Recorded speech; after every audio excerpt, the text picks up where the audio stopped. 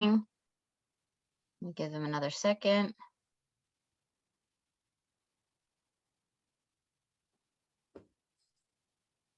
Oh, okay, doesn't like that. All right.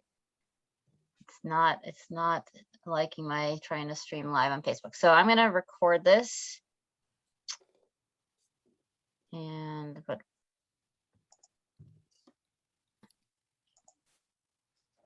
I'm gonna spotlight myself and then I'll spotlight each of our speakers. Get more people joining. Okay.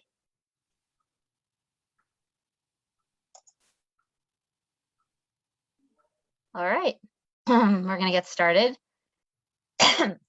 Welcome everyone to our Literary Modiin's April author event. I'm Julie Zuckerman, author of the Book of Jeremiah, and I'm excited to welcome you here. Before I introduce today's authors, I'll take a minute to tell you about Literary Modiin. I know some of you have heard my opening spiel before, but for those of you who are new, Modiin is a planned city in Israel, about halfway between Jerusalem and Tel Aviv, very close to the airport, and now it's opening up, so please come visit. We have a large population of English speakers here. So in June 2019, right after my book came out, I started Literary Modiin as a way to bring local Israel-based authors to the large community of our English readers here. And we had several in-person events, but when the pandemic hit, we switched to an all virtual format, which allows us to hear from authors and to welcome attendees from all over the world. I'm going to share my screen in a minute, and you can see a list of some of the authors that we've hosted here. Hang on a second. Get the right thing up. Share screen. There we go. I'll scroll down, but we have some of our former authors are with us tonight. So I want to say welcome to Miriam Sivan and Erica Dreyfus and R.L. Mazes and Lori Kaufman and Avner Landis. All of the events that we've held that were virtual were recorded, so you can check out tomorrow I'll send out an email with links to all these things, but please check out their books as well. And now I'm going to stop my sharing, keep talking. And so the format of today's event is that each author speaks for about 15 minutes or so, and then we open it up to questions. We have a large attendee list today, so everyone's on mute. And if by some chance you're not on mute, put yourself on mute, please. And you can put any questions in the chat box. If you have any technical difficulties, send me a note in the chat. We are, as I said, I am recording this, and I can't tell if it's actually broadcasting live on Literary Modiin, but if it is and you're on Facebook, feel free to start a watch party. I want to introduce our first author, Haviva Ner-David. First of all, it's a great pleasure for me to have Haviva here with us because we went to college together, so we've known her for a long time. Haviva is, and back then we were we had a journalism internship together, remember? But now Haviva is an ordained rabbi and an interfaith, interspiritual minister with a doctorate in philosophy and an MFA in creative writing. She is the founding rabbi of Shemaya Mikvah for Mind, Body, and Soul, where she officiates ritual immersion ceremonies and offers group workshops. A certified spiritual director with a specialty in dream work, she works with individuals and couples. Rabbi Ner-David is the author of 2 published spiritual journey memoirs, Life on the Fringes, a feminist journey towards traditional rabbinic ordination, and Chana's Voice, a rabbi wrestles with gender, commandment, and the women's ritual of baking, bathing, and brightening. She has a 3rd book coming out, where is it? Dreaming Against the Current, a rabbi's soul journey. She's the author of a soon-to-be-published guidebook for engaged couples, Getting and Staying Married Jewishly, preparing for your life together with ancient and modern wisdom. Tonight, she's going to be talking about Hope Valley, which is her debut novel. Rabbi Ner-David is involved in peace work, promoting a shared society of Jews, Christians, and Muslims in the Galilee, where she lives with Jacob, her life partner of 30 years. There are 7 children and their dog and cat. She also lives with a genetic degenerative muscular disease called FSHD, which has been one of her greatest teachers. So, Haviva, take it away. Okay. Hello. And I should say not all my 7 children live with us. Some of them are out of the house, but yeah, it's hard to say that in a bio. So, okay. First I'm going to talk about the book and then read an excerpt from the book. And Julie, will you tell me if I'm, when it's time to read the excerpt? Or, okay. So I thought first I'll just tell a little bit about the plot and the premise of the book, and these things, like the things that you get right away when you start reading, but without giving away anything, hopefully. So the book is about 2 women, Rabia and Tikva, or Tikva, but really it's Tikva. I'm not sure why. That's just the way that I say it. And Rabia, who's Ruby, is her nickname, and that's really what you call her, what she's called in the book. She is Palestinian Israeli, and Tikva is a Jewish Israeli, and the 2 women meet one day in a valley that separates their 2 villages. So Ruby lives in a Palestinian Israeli village, and Tikva lives in a moshav that's on the other side of the valley. And the 2 women are, so Tikva has a dog that she finds right at the beginning of the book. And that dog, Cain is the name of the dog. She follows the dog into the valley. So this is a valley that she's never been in before, and people in her moshav don't go into the valley. So she goes there one day, and that's where she meets Ruby. And at first, the women, there's fear and antagonism between them. And Ruby then discovers that Tikva is living in the house that her father grew up in. And so let me explain that the village that Ruby's father grew up in is on the land where the moshav now stands. And in 1948, it was destroyed, except for this one house that remains standing.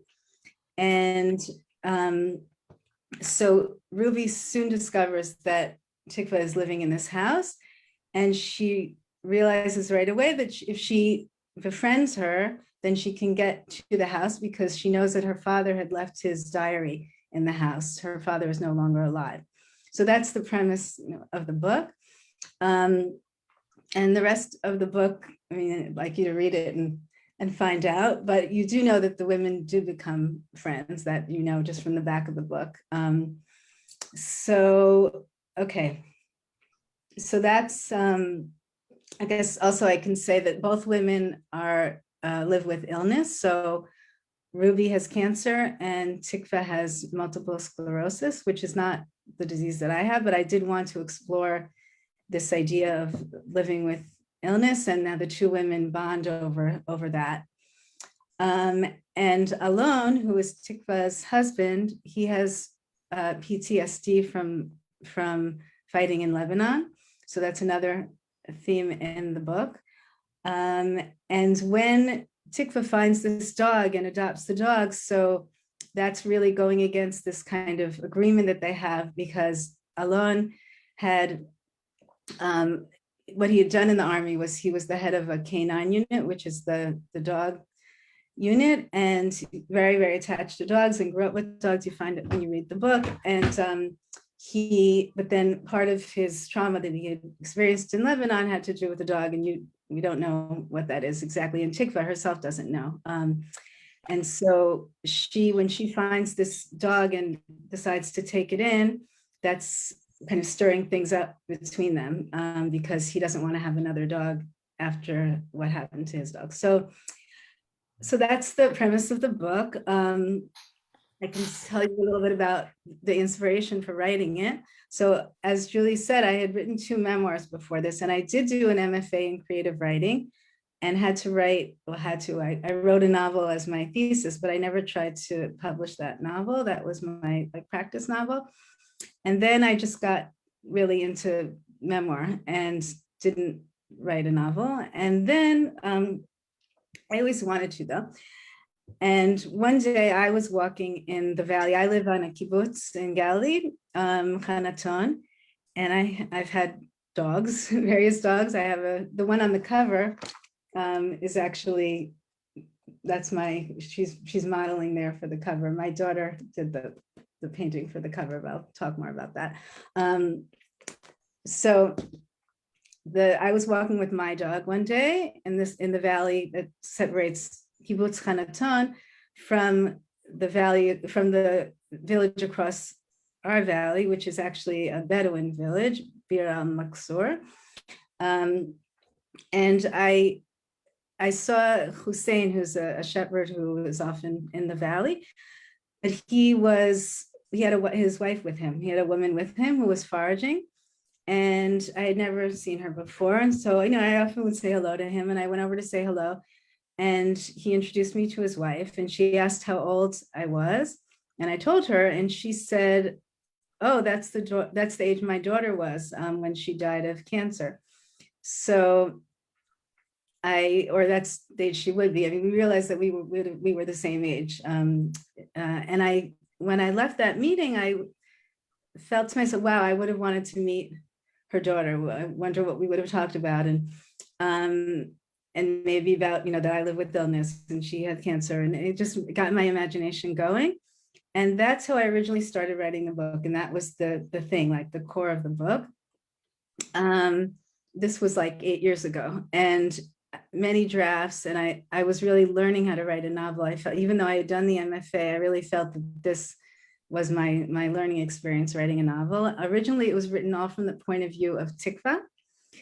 And it was, it was nice, but, and I showed it to someone, and she said she felt like if I had written it from both women's point of view, that she thought that would have made it much more interesting and exciting. And I didn't feel like I could do that. It's like, oh, how could I write from Palestinian Israelis' point of view? Even though I'm part of many groups of sharing stories, and I have friends who are Palestinian Israeli, and my younger kids go to a Yad V'Yad school, which is a bilingual school. And so I have community of Arabic speakers and Hebrew speakers, and I'm particularly involved in one group where we sit and what we do, it's a spiritual practice. Really, we listen to each other's stories, and you're supposed to just sit and listen in non-judgment. And it's not a dialogue group. It's not a debate group. It's really just about listening and hearing each other's stories. And so I had all these stories, but I still felt like, how could I do that? And so then let's see, I tried writing from Alon's point of view, the husband and her and Tikva, and I had also this daughter, Talia, and Ruby. And so then it was like a mix of different points of view. And then I felt when I started writing from Ruby's point of view to do that, I really felt like, oh, I can do this. And Ruby really was my favorite character in the book. And I just at some point just really felt like I had created her, and I felt like, wow, I can write her, I created her. So it ends up, this book is from both points of view. It goes back and forth between Tikva and Ruby's point of view. And let's see, and another, so my inspiration and my intentions for the book, like one was this, to explore this idea of the two women's friendship, and to show, that friendship can develop across cultural, national, religious, divides. And also a storyline of the book really is also Tikva's awakening, I guess I'd call it, where she moved to Israel out of a Zionist ideology right out of high school in 67, right after the Six-Day War. So this book actually takes place in 2000, in the summer of 2000, right before the outbreak of the Second Intifada, and which you feel in the book. And so what was I saying? That yeah, so she moved, and it wasn't actually different than me. I mean, I grew up in a Zionist home, and she didn't. Her parents are Holocaust survivors, but are surprisingly not Zionist. And you find out more about that as you read the book. But she discovered this on her own, and she became active in a Zionist youth group and as soon as high school was over and the Six-Day War was won, she moved to Israel. And it's not until when this book takes place, when she's 52, which is funny because I'm 52, but when I started writing it this was 8 years ago, so I didn't realize it would come out just when I was the same age as Tikva.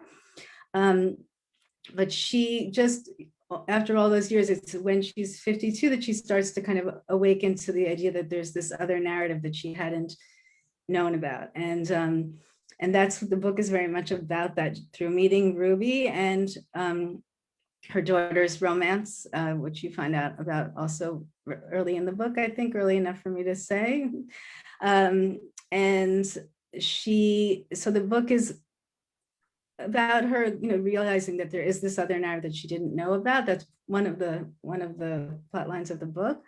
Now, another thing I should say about the writing of the book is that, so then I finally wrote it from Tikva and Ruby's point of view, and I felt like that's when it really came alive, but not completely. My agent, he thought that he said I was still thinking too small, and he said you need to think bigger. You need to, think bigger. He said it's too quiet of a novel. So then I had the idea of this backstory, which there is a backstory in the novel, which takes place in 1948.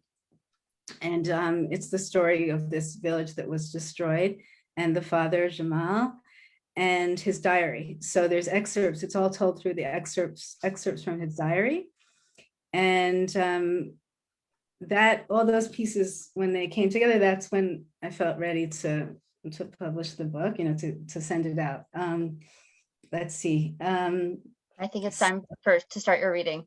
Oh, okay. So I think I answered the question about, all this stuff. Okay. Well, anyway, things will probably come up in the questions. Okay. So maybe I'll just say about the cover, because I'll start reading from it. So as I said, my daughter, who's studying art, did the cover. And you see there's the three religious symbols, and there's the valley, and there's the cross. So I didn't even talk about that. There's a convent in the valley, and there's this golden cross that's hovering over the valley all the time throughout the book. So that's sort of this I know there's a lot of symbolism, and actually I can also say that I found, and maybe if other people, when we're talking about writing, I found that the symbolism, just like, I didn't plan to have the symbolism, and it just sort of came out in the writing, and then I ended up just sort of enhancing it when I saw it myself. So that was really interesting to me. And I think life is like that. Like, there's symbolism all around us, and we just have to kind of notice it and point it out. So, okay. So this scene takes place, I'm not going to read the whole scene, but the two women, so Tikva hadn't told until this scene, Ruby, that she has multiple sclerosis. And I think I already told you the daughter's name is Talia, because she's mentioned here, and the dog is Cain. And the two women are foraging, and it gets very hot, and they go to sit and talk. And so here, okay. This is in the middle of the scene somewhere. Okay. Oh, and I should just say, I've been studying Arabic for years and cannot, so there are words in here that are Arabic, and I have a lot of trouble pronouncing them. I'll do my best. And I'm not a good singer, and there's a little part here where Ruby sings, so you'll just bear with me with my voice. Okay. Tikva looked wistful. I spent my best childhood times at the beach. I also lived in Tel Aviv for years before coming to Galilee. When we first moved here, I didn't miss it so much. I had my art and the cabins. Talia was still at home, but now she has grown and my art is gone. I feel blocked. I used to see a picture in my head that I needed to get down on canvas. It was like I was channeling a vision that needed to become an image for others to see. But it's been so long since I've had that ability. I don't know how to get it back. This scene is told from Ruby's point of view, by the way. Okay. Ruby remembered one of her most powerful lessons from the ashram. I also didn't say that Ruby had been living 25 years. She had lived outside of Israel, and she came back to get treatments for cancer, and she's going through chemo and she's bald. Okay. Ruby remembered one of her most powerful lessons from the ashram. Did you try surrendering? She too could use a dose of that now. Surrendering? It's when you stop trying to swim against the current and just let it carry you instead. It's about learning to surrender to the flow instead of trying to grab onto rocks along the way. Ruby lifted a stone from the ground, tossed it up, and caught it. Because in the end, you won't be able to hold on forever. Rocks are slippery and no one has endless strength. Nothing is permanent. Everything is constantly in flux, even if we don't realize it or want to admit it. Even a rock gets worn away by water eventually. Tikva looked like she was considering Ruby's suggestion. It's a powerful idea, but I can't make myself surrender. I have to feel it somehow. When I'm in the water, I feel something. It's surrounding me, holding me, lifting me, and I'm part of its vastness. A muezzin chorus sounded from the surrounding villages. Allahu Akbar. Ruby looked at Tikva. They're calling for prayer. I have not prostrated myself in so many years, but you know, I've been thinking about giving it another try. And this might be just what you need now too, an embodied practice. Sufis explain the prostration pose as a physical surrender to Allah, to the beloved, to what is with a capital W and a capital I. Sufis? Muslim mystics, kind of like your Kabbalists, and it's not particularistic. It's like Buddhism in that way. There was a woman Sufi mystic and poet with a name like mine, except pronounced a bit differently, Rabia Basri. My father told me he had her in mind when he and my mother chose my name. Ruby removed the blue headscarf she had tied on that morning, spread it out on the dirt, and knelt down on the puddle-like makeshift prayer rug. She could see Tikva was trying not to stare at her bald head, which shocked Ruby too, as much as the sight of herself with the headscarf did. She was no shaved-headed Buddhist monk, could not even call herself a Buddhist at all. She felt no need to limit herself with a label, but she did find much wisdom there. Ruby patted the ground, motioning for Tikva to join her. Tikva knelt beside Ruby. They both looked out at the view of Mount Sapir and at the reservoir below. Two birds were circling above, a pair of Banelis and eagles, a rare sighting. Her father said seeing even one was a good omen, but a pair could be a harbinger of miracles. Then again came the call, Allahu Akbar. Ruby closed her eyes and reached to the sky. Slowly, she brought her head down to the earth and spread her arms out before her. She held that position for a few quiet moments before straightening and reaching her arms up again, a perfect combination of the prostration posture she had watched her father do 5 times a day and child's pose from her later years of practicing yoga and meditation. This feels just right. Think about letting go into the flow. Ruby looked around and started to sing, improvising as she went along. Picture yourself in a boat on a river with cedar pine trees and sapphire skies. The muezzin calls you, you answer by bowing. She looked into Tikva's eyes, a woman with hazel cat eyes. Tikva in the flow with Ruby, Tikva in the flow with Ruby. She took a breath. Why don't you try it? She added, still in the tune of the adapted Beatles song. Very cute, Tikva laughed, then Ruby laughed, and then they both became silent when the muezzin called again. Just try it, Ruby said. I don't know, Jews bow like that only on Yom Kippur. It's one of the only times Alon and I go to synagogue. I guess that's the Jewish day of surrender.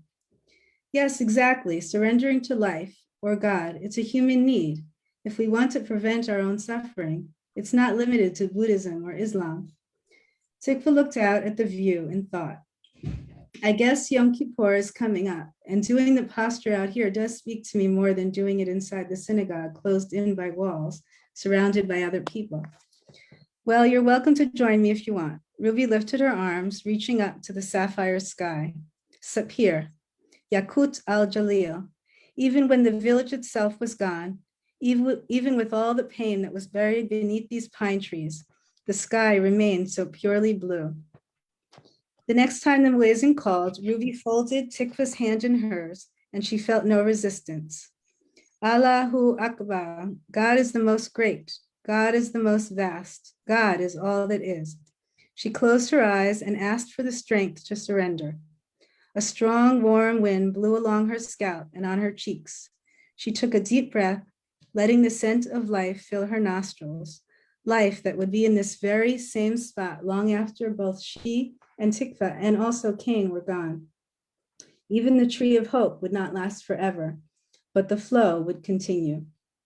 Ruby lowered her face to the ground, Tikva's hand still warm in hers. Her eyes were closed, but she knew Tikva was bowing along with her. She felt the energy of her own surrender flowing from her heart and through her arm, her hand, the tips of her fingers, into Tikva's fingers, her hand, her arm, and up into her heart. And for those few long minutes, there was no separation. I feel it, Ruby, Tikva whispered. I feel one with the flow. Thank you. Thank you, Haviva. That was great. That was great. We're now going to move on to Rachel Neve-Midbar. One sec. Rachel Neve-Midbar's collection, Salam of Birds, won the 2018 Patricia Bibby First Book Award and was published by Tibat Bach, I'm not saying it right, you'll have to correct me, in 2020. She is the author of the chapbook, What the Light Reveals, published by Tibat Bach in 2014, and the winner of the Clockwork Prize. Rachel's work has appeared in some of the top literary magazines in the US and has won awards from Crab Orchard Review. Yeah, I was published there also, by the way, and Passenger Literary Journals, as well as nominations for the Pushcart Prize. Rachel is the editor of Stained, an anthology of writing about menstruation for the Ant Flow 2020 project. She is a PhD candidate at the University of Southern California and is reading tonight from Usfia in northern Israel. Hi, everybody. So it's great to be here. Haviva, I love the idea of your book and I cannot wait to read it. Fantastic, really, really fantastic. So I wrote Salam of Birds before I went to study in Los Angeles, before I got accepted into the PhD program there. My daughter also is a visual artist and she also did the cover. So this book was written while I was living in Israel. I came to live in Israel at the age of 20 in 1983, and I got married to an Orthodox man, lived with him, but I lived all my life in around the area of Jerusalem. A lot of this book was written, I was living in the Judean desert in a little tiny yeshuv called Alon. And it's right next to a Mayan called Ein Mabua, which is a Mayan poem. The water starts and stops. It's really beautiful, and anyone who is thinking of visiting Israel should go and check it out, because it's like, to me, like the Garden of Eden in Israel. So I'm going to read you some poems and talk about them. I made a choice tonight to read what I would say is my very Israeli poems that I don't often read when I'm reading to an American audience. I understand a lot of you are American or from England, so I hope you enjoy these poems. I don't usually read them. Ionized air. I kneel in my garden, hands lost in sandy soil. Urge each blossom to launch into the long spring that is a desert winter. I smell every ancient who has passed here before me. Days rise out of empty hills, unleash into clear light and white birds who glide into this new winter green, their feet arrowed behind, sharp and black. Or nights when a full moon brandishes the sand, the thunder I hear isn't a storm ready to nourish the flowers, the hills, or me. Each clap is a cannon burst in the transparent night, a bloom attended by machine gun fire that enters my body in a wing beat of panic, a battle echoed into ionized air, in a land where the hills are etched in centuries, in battles, in the trail that follows a Roman aqueduct deep into the wadi, in these lines in my hands sunk into this soil that smells of camel urine and copper, the smell of old American pennies, each ingrained with the face of a proud Indian, long dead and forgotten. So, Salam of Birds, many of the poems were written when I was doing my MFA at Pacific University, and a lot of them are written about the Second Intifada, what it's like to raise kids who go off to the army, what it was like to live through the Gulf War and other wars we've lived in here. And then it's also really a call to the Palestinians to hopefully awaken to some sort of peace. And the book is always negotiating that. It's negotiating history, it's negotiating the future in our children, and it's negotiating what it's like to be a woman in Israel and just deal with all of the surrounding demands of living through wars. When I lived in Alon, the cannon fire I heard was actually an army base doing targilim, doing just teaching the kids how to go through battle, which always never, even though I knew that, never I never got used to the sound. And still, I tried to write in this book about the beauty of Eretz Yisrael, which is something that from the first day that I was in this country, 1983, caught me and wouldn't let me leave. On the third day, were the junipers Syrian then? Who knows? But they curled their heavy limbs over the pond exactly when we needed them. We were white and cream without our clothes to protect us, and the rocks sprouted green, ivy falling from every impenetrable place, stone, mold, or even the rank breath of middle age. And the birds called as they flew away from the tangles of our hair, and we dipped our heads under, every barrier removed, even earrings, even chains. And the water was soft as dawn. And the water was soft as dawn. It was dawn. The green had creeped into the spring, into the budding junipers who ruled below the sky, and we seeped into the deep of it. I slipped past fish and frogs and melted into a flash of algae. I photosynthesized. I kissed my mouth open to the green, and I sprouted. So that's a poem. My daughter and I were doing Yam Liyam, where you do a 3-day hike between the Mediterranean Sea and the Kinneret, the Sea of Galilee.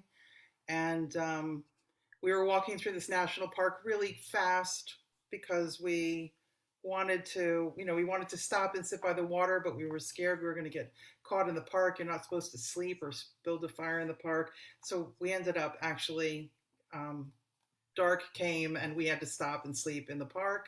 And so we got up in the morning and did this, we just did a mikvah thing, and it was kind of incredible.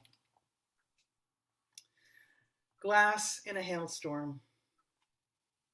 These days, mercy is all we can ask for. A finger here, a finger there, little fingers on my cheeks, waking me to the Sunday morning nightmare.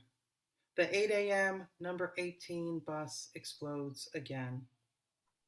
Should I dress the girls, send them off to school? These girls who taught themselves to dance in gas masks, jumping on the bed, falling back in a jumble of pillows and air filters, the window behind them buttoned in a masking tape cross. We walk to shul in the quiet of Shabbat, past the burned out bus, its battery acid smell filling the atmosphere. And these girls, my girls, their hands soft as the air at dawn, my high heels clicking the pavement, the morning chill fingering my hair. Soon enough, they too will wake to the pop of a stun grenade, learn to run long distances in mud, make their way guided by stars, their lives fragile as hail in a glass storm. As glass in a hailstorm, sorry, a little bit nervous. Life lessons. This is what you were always taught, to lay down your body over the body of the grenade and allow its explosive force to enter each soft cell. Here is what you were always taught, to protect, to shield, to allow the grenade's fury to enter you, sending yourself out in shards into an empty universe. And here's the thing they never taught you, to leave behind only what can be gathered and buried, to run and run with 70 blessed kilo on your back. Here's exactly what you were taught, to allow those around you to survive, while you hold the grenade to your belly as if it was your own cold heart. I have to say that I think one of the hardest things about living in Israel is sending your kids to the army. My son, who is in his just entering now his third year in the army, called me up the other day and he said, "You know, Ima, I'm so sick of this. I really want to get on with my life already. I'm 21 years old. I really need to do." And he said, "Tell me something that will keep me going for the next 8 months." And I said, "Mayor, you know how many nights I went to sleep thinking, but for the grace of someone laying on his belly in the mud, I can put my head on this warm pillow." And that's the fact here in Israel, and it's a sad fact, and hopefully it will change. I believe it will change through a lot of the efforts of people like Haviva, who are in direct dialogue, because it's going to be grassroots, and it's going to be individual, and it's going to be us. We're the people who are going to make the change. Refresh. We raise them in lemons, in buttercream, in cornmeal. We cut the crust off every loaf and serve blueberries to those who can't abide the crumbs. We let them ride our arms like cowboys, and when their imaginations cry elephants, we give them elephants, thick-skinned and wrinkled, but theirs. We sail them off due west into the froth of their own desires, tell them their lives will roll like the hills behind the hills, behind the hills, into the mist, the color of tamarind and smoke. Lovely parenthood, open and bright, sunlight through a window, a hand smoothing over the bed, Lego basketed in a corner, the refresh button under my index finger, set to the local news site, pressed over and over and over to discover if my child has gone to war. It happened. My son called me, not the same son who's in now, but my older son, who's already the father of 2, called me up and asked me, told me something. He was saying some shtiyot, some weirdo stuff from call grandma, tell her I said hi. I was like, "Shimmy, what's going on?" And I said, "Are you going in?" Netanyahu had gathered 65,000 men on the border with Gaza. This was, I guess, in 2012, 2013. And in the end, there wasn't war at that time.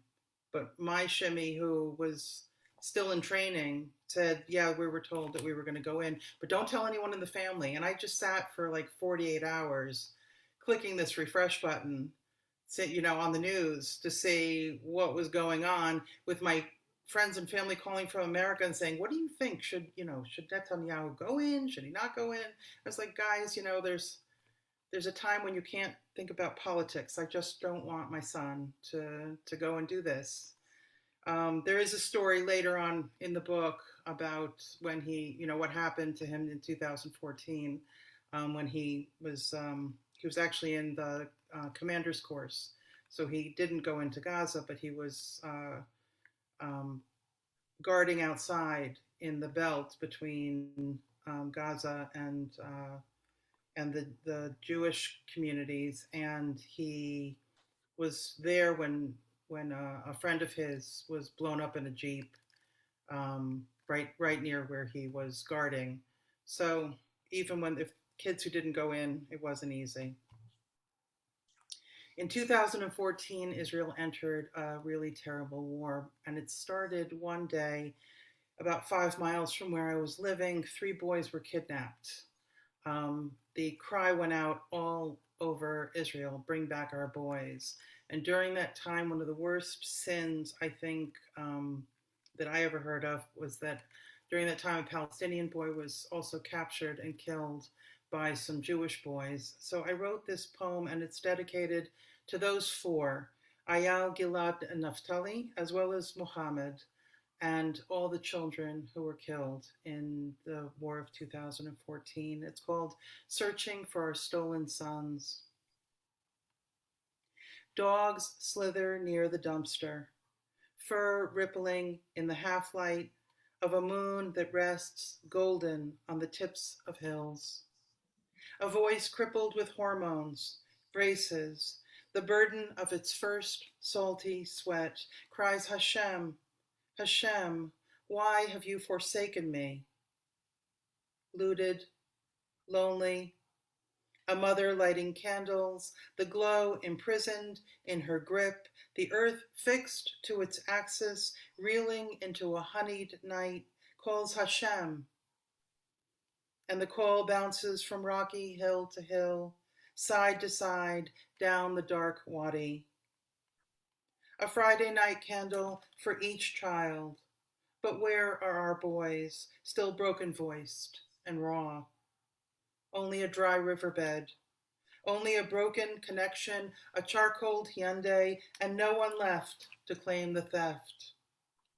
In Stone, a mother could give her life in a single backward glance, her arms stretched towards a dead sea, her body turning slowly to salt, stitched inch by inch to the cliffs above the city.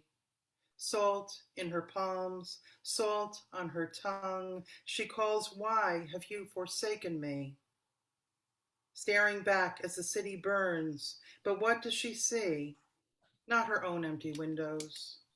Not her silver candlesticks melting in the flames. She searches for her abducted sons, those stolen and held by the king of Og. Or perhaps she's watching the 2 young girls lashed to the city walls, naked, their bodies slathered with honey and left for the bees. Venom sweetening their flesh to death, tears seared to crystals on their honeyed cheeks. Because this is Sodom. Young girls used for every perversion, young boys held face down at gunpoint, pulled from cars and burned alive. A cell phone message says, we've been kidnapped, says forsaken, says desolate, says alone. The congregation holds a grace note. Hashem, Hashem. My body bruised, my eyes soft, my neck sliced ear to ear, my blood bright as honey on your lips, my torn seed salted and soaked. God, who commanded me on this day, gave me purity in its season, gathers my soul into the palms of my hands and dashes it to the rocks below. Lay us down. Please lay us down on our backs as the moon turns from honey to silk, as the dogs scurry away from the boys in the city. A bitter night, a pillar of salt, black dogs, lost boys. Come home, we call. Come home. That was, I that was have beautiful. I have just one more. Remember? Okay, sure. Just one. Go ahead. I'd like to finish with a little bit of an upbeat. This poem Yeah. is this poem is a call. Memorial. I watch you call the names of your dead. Each forms deep in your throat, falls from your mouth like chess pieces or toy soldiers. Even the children, posed with stones or guns, everyone ready for battle. The names tumble to the lectern, perch there, despite the hard currents of your sorrow, your tears, my tears, splintered and spilling from tabletop to floor. Yes, name your dead, each who fell in grace or not, in innocence or not, and I will name mine. When I name names, am I counting doves or darkness? Our lists swell, the dead crowding in, anger plain on their faces, even as we clean their bodies, prepare the earth, all of us greedy for some further fury, to claw at borders, dispatch these names into the void, blame clutched in their talons. The language of this conflict, so easy in our mouths, so easy. What lies on the other side of the mirror, if we choose to walk through, to a place where the sounds of the wounded are lost in whispered sand. And we can only hear water, a river, or perhaps just the clank of dishes in the sink, the soft sound of water washing away the last of a good meal shared together. Lay with me, back to back. Don't you see we are two sides of the same hair? Please. We can do this together. You hold the amulet while I carry you across the divide. Thank you very much. Thank you. That was beautiful. Very beautiful. Okay, I'm pleased to introduce our third author. Edna Shemesh is an Israeli author, translator, and book reviewer, author of Amstel, The Sand Dunes of Paris, Hotel Malta, and Go Pave the Sea. A recipient of the McDowell Fellowship, which is like a dream of mine, by the way. A recipient of the McDowell Fellowship. She was awarded first prize in the Radical Noga Periodical's short story competition, first prize in UNESCO's Mediterranean short story competition, and first prize in the anonymous short story competition of Iton 77. She's an invited author at the Chinese Writers Program in Shanghai, an invited lecturer at Harvard University, SIS University, the National Library of New Zealand, and the Lisbon TOLI Conference.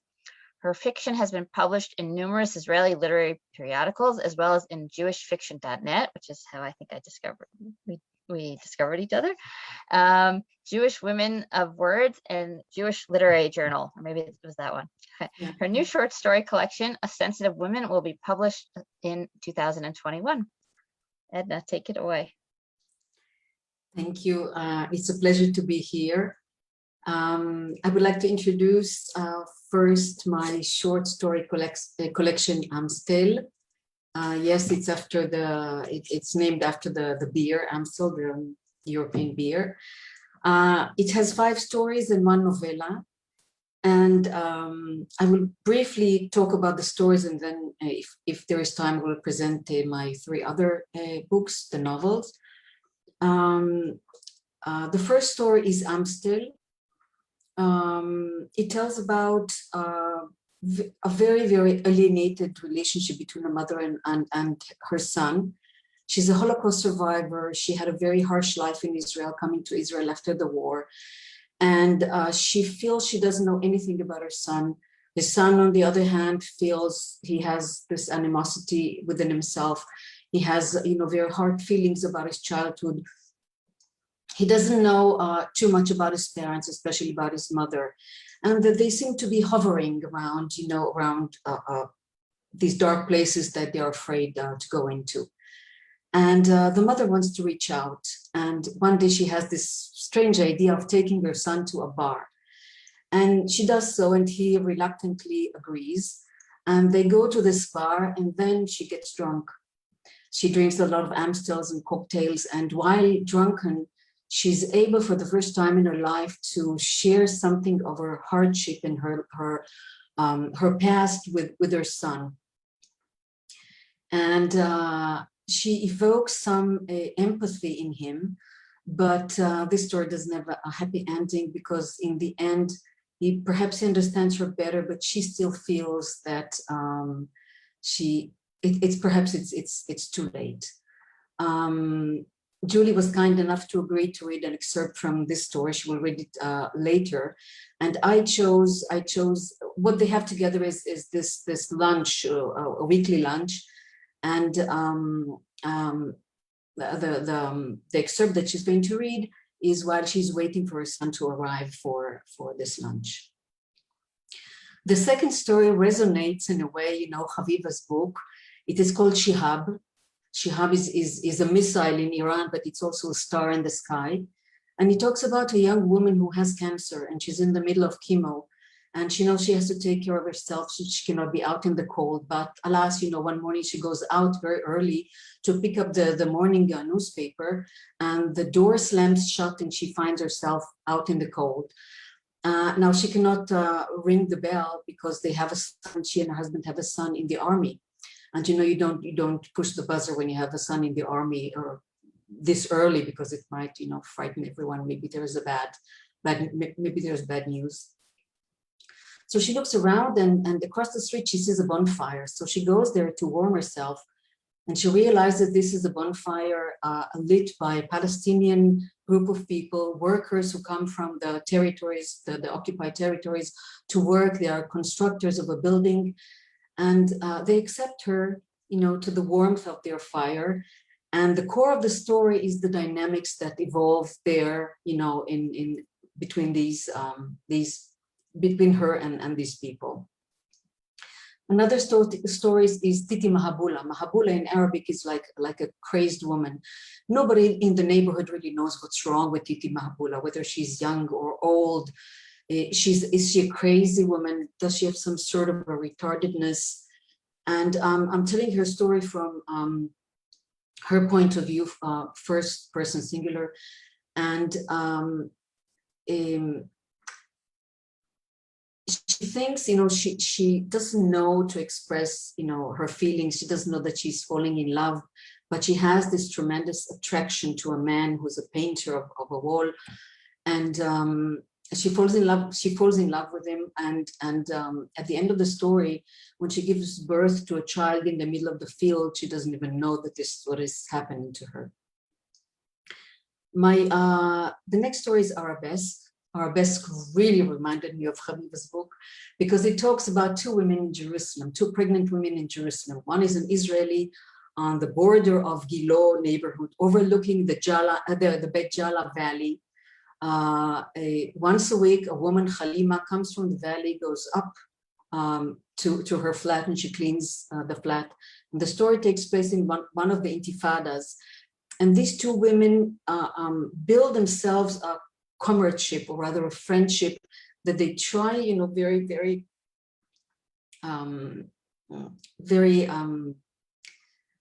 they have a lot of problems around them, but they try to maintain a certain normality, or to build an ex-territory in which they can express their humanity in the middle of this crazed intifada. Is the riots of the Palestinians, in one of them, because there were 3 or 4. The last one is the novella is All His Vows. It tells about an old person who had just lost his wife. He lives very close to the sea on a cliff, and it's almost Yom Kippur, and he goes down the path to the shore, and he sees there a tent that wasn't there, the day before. And he realizes that this is the hideout of a woman and her young child. she ran away from a battering husband. And it's Yom Kippur, and he knows she doesn't know where to go with her son, not even a grocery shop to buy food. So he invites them to his empty house. And she stays there for a while, and he develops this illusion that he has a new family, which obviously he doesn't, as the end of the story tells. So this was my book, Amstel, published in 2007. Then came The Sand Dunes of Paris, which I wrote during and after 4 consecutive, rather long visits in Paris. After a while, I enjoyed Paris a lot, but after a while, the beauty of the city, the touristic aspect of the city started to melt, and immigrant life started to emerge. So I wrote this story about a young Jewish man from the Maghreb who is summoned to Paris by his uncle, who meets him in the grocery shop. And the way he connects to other immigrants from the Maghreb or from Africa or from Muslim countries. And I think I try to portray immigrant life in Paris just before, before the Charlie Hebdo, carnage happened. 2 or 3 years later came Hotel Malta. Oh, you see it the other way around, but okay, it's Hotel Malta.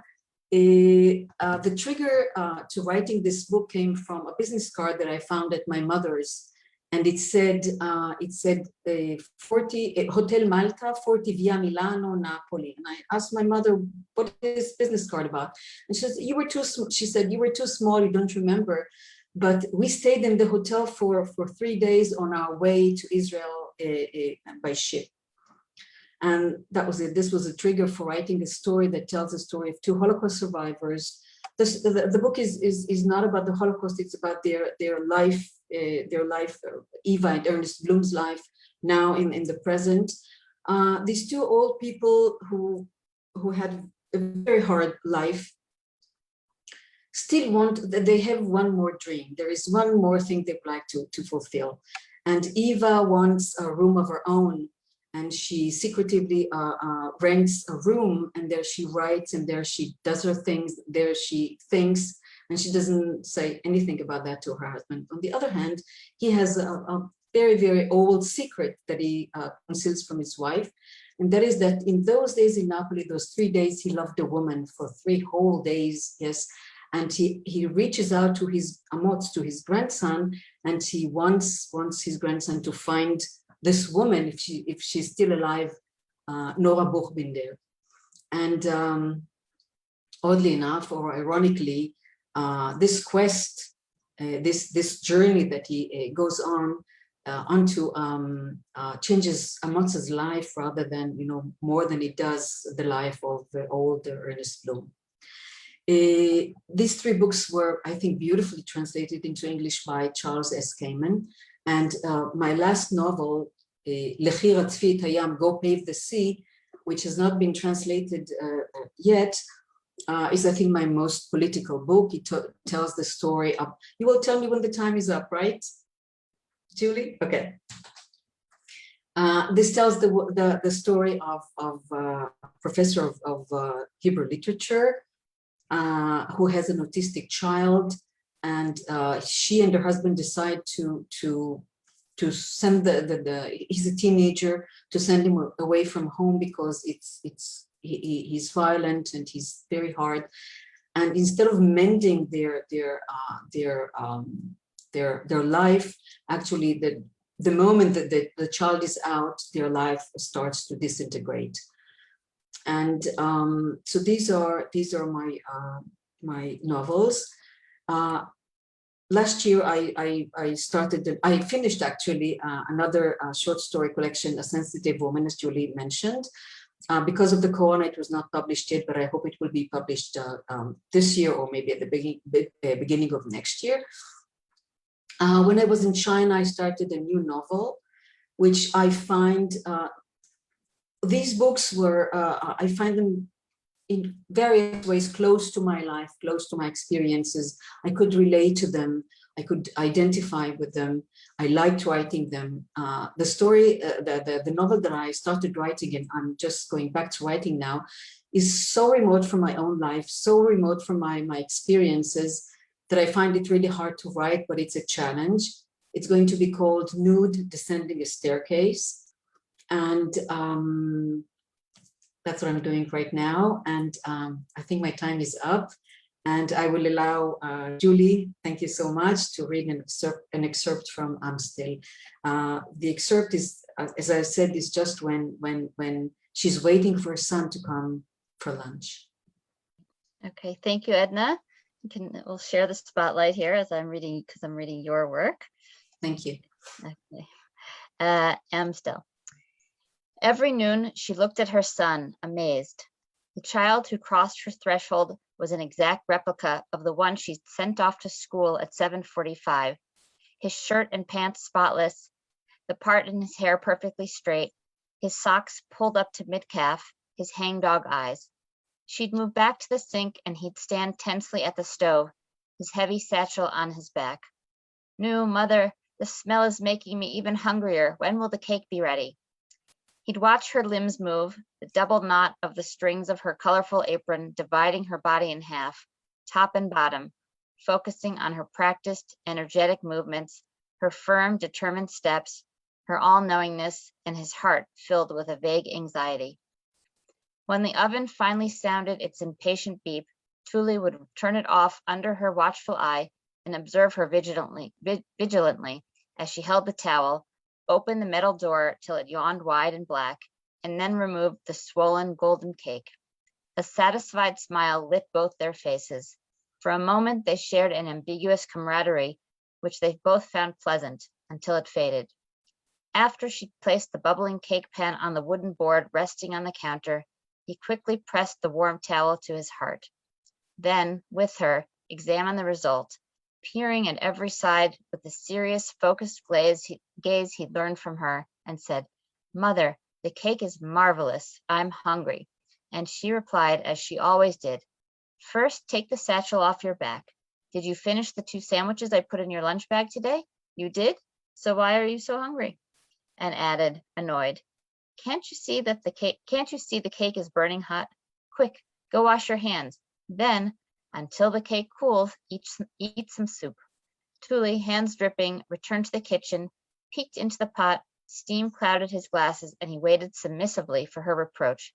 "Tuli, move away from the burners. You can't see anything like that. Can't you see it's boiling? Here, I'll serve you soup. Go sit at the table," and pushed him back slightly. She removed a plate and glass from the cupboard, and when she turned around, he hadn't moved. She bumped into him, startled. He never does what I tell him, always gets in my way. Suddenly, she felt the familiar, inexplicable malice swelling within her, which she always regretted later, but never found the strength to overcome in time. And she yelled at him sharply until he too grew frightened, trembled. His eyes filled with tears, and her heart went out to him, but she didn't say what she wanted to say. Her voice came harshly from her throat. "Sit down at the table already, and if you didn't wash your hands with soap, you won't get even 1 crumb of the cake." Then she wiped her hands and watched her son drag his thin legs up to the table, so skinny in spite of all her cooking and his frantic eating, his blue school uniform shirt slack on his frame, his shoulder bones protruding, his nape pale and thin. She inhales from the cigarette again. "So everything's ready. Tuli will be here soon." She crosses her legs, which the years have been very kind to, and looks with satisfaction at the set table, but also with certain disbelief. She never had a mother to teach her to cook, to manage a household, give her strength to bear a son, raise him, bravely endure widowhood, overcome the disaster and remarry, and lose her second husband as well. Yes, though she tries again desperately to repress the self-pity she begins to feel, she really and truly always had to do everything on her own, had no one to serve as an example or help her. Life itself taught her what she needed to know. And if she's so proud of herself, she thought bitterly, if she's so proud of herself, why has that black hole been growing in her heart all these years, like a splash of ink spreading through water? She lit a new cigarette from the glowing butt she held between her fingers. And how could her Tuli already be 30 years old? How the hell did time fly? Where did life go, and why did one thing not change, that Tuli's still so terribly thin, like he was then, at 10, maybe even thinner, except for the glasses and his height. He looks just like her little Tuli, bony, smart as a whip, with a wondrous appetite and irredeemably taciturn. At a 30-year-old boy fleeing the world, shuffling away like a cowed dog someone threw a slipper at, and still single and shy, and distant from her, shut up like a locked box of surprises, forbidding entry. She realizes the truth rising like a murky bubble which will eventually burst, but not before she admits it. Two strangers, an ocean between them, especially since Morty died. She looks repeatedly, distractedly at her small gold watch, smooths her hair, dyed coal black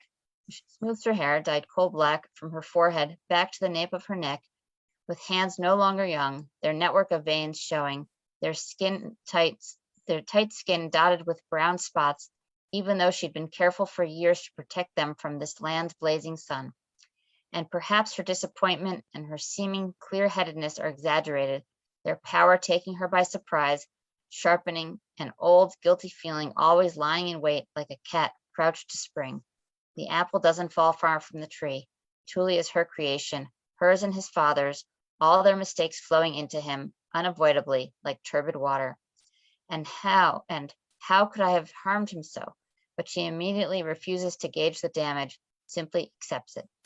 She takes a last bitter, burning puff of the cigarette, allows the smoke to emerge from her nostrils as if she were a dragon whose flames had been quenched. And her only son, whose heart is stone, has he known real love? And if he has, did it sear his heart? And if it hurt, how mortal was the pain? As usual, when ruminations on her life and on Tuli overcame her, she felt a hesitant spark of remorse, a tenderness her face never showed. And why not? But that's really another forgotten story. Now all they have left is lunch on Friday. Serve, cut, chew, swallow. So that is the end of the reading. Thank you, Edna. And I'm going to open it up for questions. Thank everybody for being with us tonight. So I hope that my internet didn't keep cutting out, because it was cutting out a little bit when the rest of you were talking, but I apologize if it did. Feel free to put questions in the chat, or we're not such a huge group tonight, so if you want to ask a question, I can unmute you. I'm gonna move spotlight.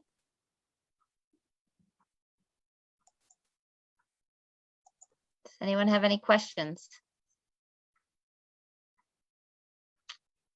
Yes, okay, Edna, here's a question for you. How do you feel when you hear your book read in translation? It's wonderful. I think this is like a dream that I had, to be published overseas. I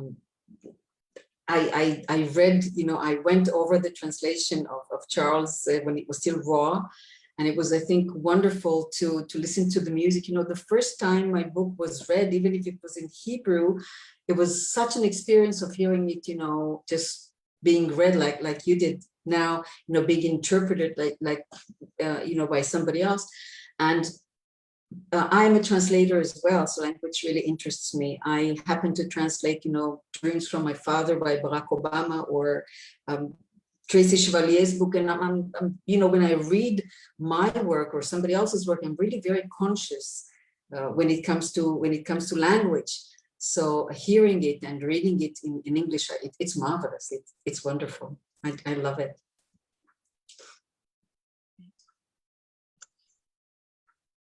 Anyone else have other questions, or I can ask questions, but I'll give it another second, see if anybody else has one.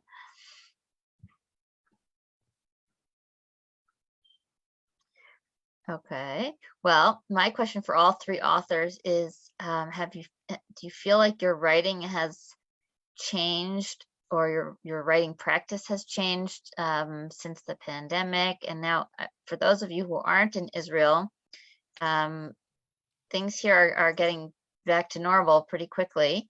So do you think it's going to change back? If it did change, how do you think coming out of pandemic will affect your writing? I want to start. Rachel, Rachel, you want to start? Yeah, I think it was hard to write during the pandemic. I was especially nervous being 58 years old and a little overweight. I just felt that, going to the grocery store was very fraught. Let's put it that way. And I stayed inside. And I think part of my practice is moving, being out in nature, living now in Usfia, which is a really mixed community. There's Jews, there's Muslims, there's Bedouins, there's Christians, and everyone's all together. So it's exciting. And we are literally, I can see the trails of the Carmel Forest from my house. So it's easy to go out and get a hike. And so things are starting to ease up in that way also. I think going back to life will increase writing. I was sad that Salam of Birds came out during the pandemic. I think it's, I had planned to go around the United States and do readings, and all of that sort of fell apart. So we'll see. We'll see what happens with the next book.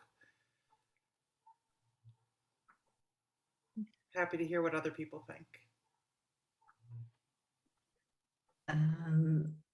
I could say something about this.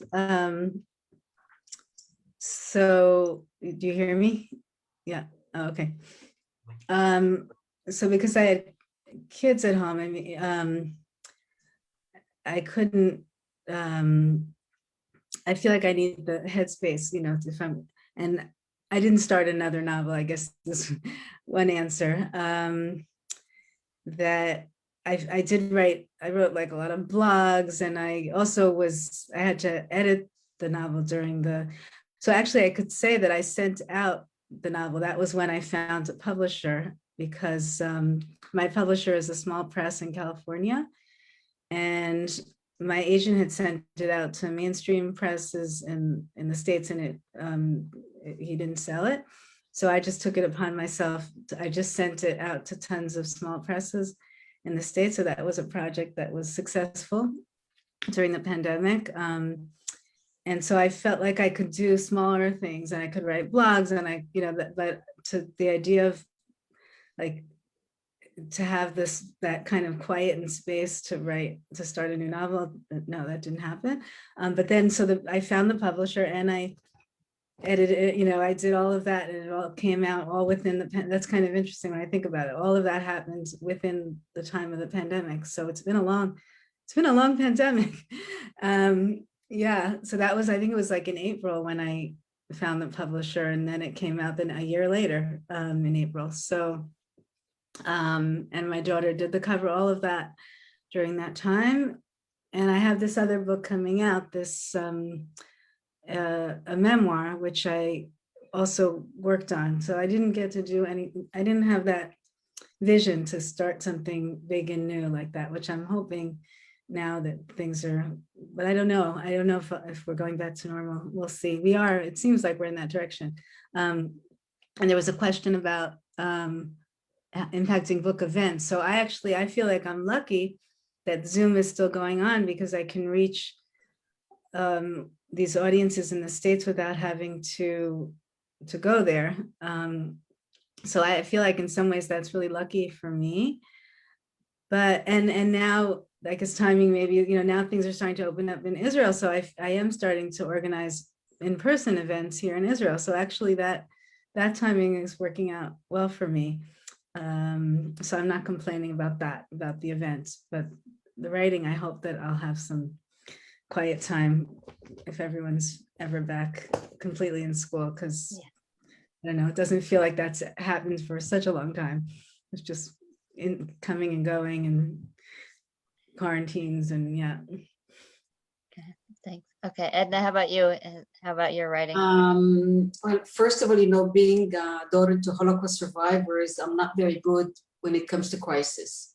So having to deal, with this huge event and not knowing where it simply paralyzed me. It's not, the effect on my writing was something that I've never experienced before.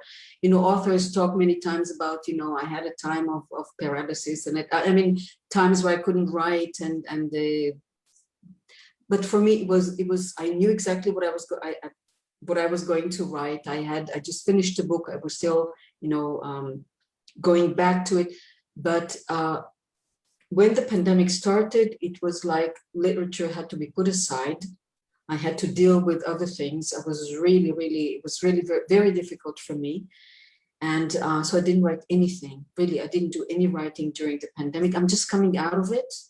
I'm doing work. I edit, I translate, but I didn't sit down to write, and that has never happened before. And about themes, it's interesting because I know that whatever happened to pandemic will be, this is the first time I think the whole universe was sitting together and experiencing the same thing. And so even in literature, I think we're going to have up to here, things that have to do with Corona. It's inevitable, but right now it's very raw. So I'm not dealing with it yet in my writing. For me, it was like the first time I felt like, wow, I really do need a room of my own. Yeah, I share an office with my husband, but we were both home working the whole time, and basically we could not be working in the same room, and much less write. Like to write, I need, quiet space and nobody near me, and that's not true though. I could write on the train. I need nobody like in my family near me. So, but now I'm happy to go back to my train ride once a week. Okay, what are you working on now? It's a question. Me? Are you asking me or anybody? Some of you have already answered anybody. that, but if you haven't answered it and you want to answer, please. Yeah, sure. So I'm doing my PhD. I'm actually writing my dissertation on menstruation and poetry, the menstrual poem, starting with Lady Macbeth's Unsex Me Soliloquy and going through Dickinson has one, and Plath, and Sexton has several, and bringing up until modern times. I started the anthology Stained from the Antflow 2020 project because I was encountering so many people who were writing, so many women who were writing about menstruation didn't know where to take their pieces and get them published.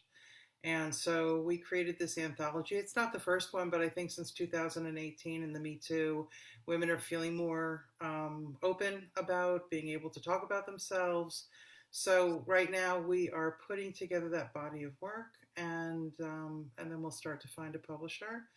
And I'm writing the dissertation and working on some very private poems. My poems are switching more to a even more private space. I think that Salam, even though it dealt with motherhood and what it was like to be a woman in Israel, it was never really a very private book. So I think the next one will be a little bit more private than that.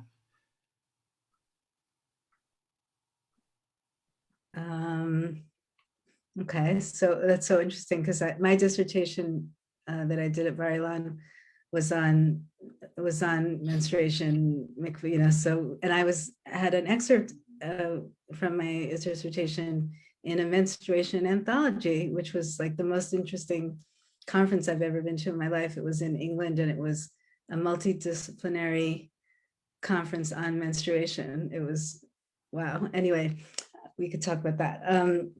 So now, what I'm working, so this is something that I'm finding, being my own publicist for my novel is taking up a lot of my time that would have been writing, because I also have other work and jobs, and I'm a spiritual counselor and the mikveh and the whole thing. So yeah, a lot of this promoting a novel is a big job. It never and ends. it never ends. So, and by the way, I'm reading Julie's novel and short stories right now, which I'm loving. So I'm going to plug that. Yeah, I recommend it to everyone. But I did write a proposal for a novel during this time, which I'd like to get to. And it actually, one of the stories, there is a backstory, and but the front story is during the pandemic. So there you go. And my memoir that's coming out, I'm assuming now I'm going to have to go and kind of edit that for publication, since the same publisher that publishing this is probably putting it out. We'll see. And yeah, so that's what I'm doing now. And I have some other ideas. So excited to get some quiet writing time. Okay. Edna, do you have anything you want to add? No, just perhaps to add to what I said previously, that working on this novel that I started already, and being so remote from my life experience is really difficult, because I even, there was a character in Hotel Malta who is a writer, and it's Ars Poetic discussion there. There was an Ars Poetic discussion there about literature, and that author says that she adopted the Stanislavskian theory of, if you want to enact, if you want to be, when you're acting in theater, you want to act an apple, be the apple. So sometimes I have this notion that, for example, in Hotel Malta, there is an autistic child, and one of the greatest compliments that I ever received, was somebody came to me and asked me, do you have an autistic child? And I said, I don't.